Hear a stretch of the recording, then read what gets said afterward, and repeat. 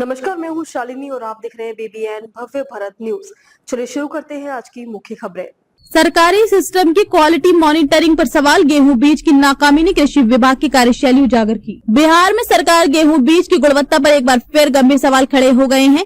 बेगूसराय में किसानों को वितरित किए गए बीजों का लैब टेस्ट रिपोर्ट सामने आने के बाद पता चला है कि कई बैच अंकुरण मानक पर खरे नहीं उतरे। इस खुलासे ने न सिर्फ किसानों की मेहनत और भविष्य की उपज पर चिंता बढ़ाई है, बल्कि कृषि विभाग की मॉनिटरिंग व्यवस्था पर भी बड़ा सवाल खड़ा कर दिया है। जबकि मानक के अनुसार गेहूं बीज का अंकुरण कम से कम 80% होना चाहिए।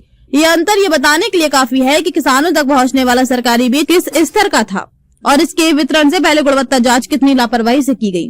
किसानों का कहना है कि खराब बीज के कारण फसल का आधा हिस्सा भी जमीन से बाहर नहीं निकल पाया, जिससे पूरी सीजन की मेहनत पर पानी फिर गया।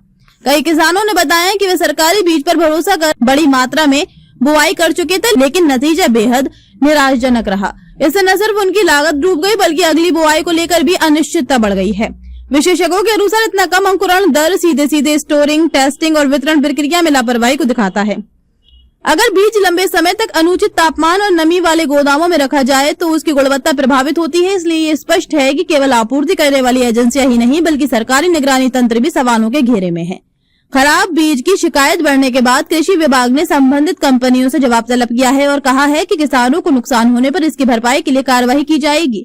हालांकि किसानों का कहना है कि जब तक प्रत्येक बैच का अनिवार्य गुणवत्ता परीक्षण और सार्वजनिक रिपोर्टिंग नहीं होगी, ऐसे संकट दोबारा सामने आते रहेंगे। इधर कृषि वैज्ञानिकों ने किसानों से सलाह दी है कि बुआई से पहले बीज अंकुरण का छोटा टेस्ट खुद करें, ताकि नुकसान से बचा जा सके। साथ ही जैविक खेती और मिट्टी की सेहत सुधारने को लेकर भी जागरूकता की आवश्यकता बताई गई है। तो अभी तक के लिए इतना ही। मैं शालिनी आपसे विदा लेती हूँ। अगली खबर में फिर मुलाकात होगी एक और खास खबर के साथ। तब तक के लिए बने रहिए BBN भव्य भारत न्यूज के साथ। नमस्कार।